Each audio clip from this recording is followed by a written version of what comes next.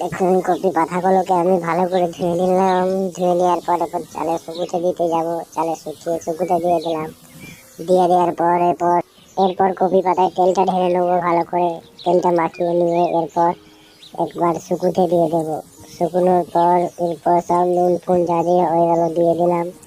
দিয়ে দেওয়ার পর সব মিক্স করে মাখিয়ে নিয়ে এরপর সব বয়নের ভিতরে ভরবো। বয়নের ভিতরে ভরে নিলাম। ভরে নেওয়ার পর এরপর রাখবো এক জায়গায়। নিয়ে চলে এলাম রাখার জন্য, রেখে দিলাম।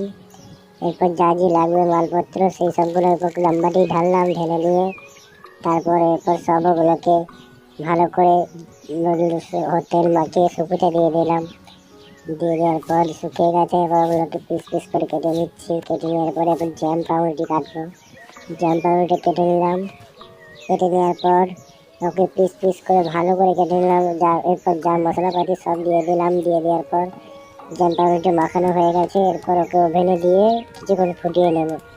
নিয়ে নেওয়ার পর এরপর খাবার দেখি খেয়ে কত সুন্দর হয়েছে নাকি। খুব ভালো হয়েছে রান্নাটা আমার।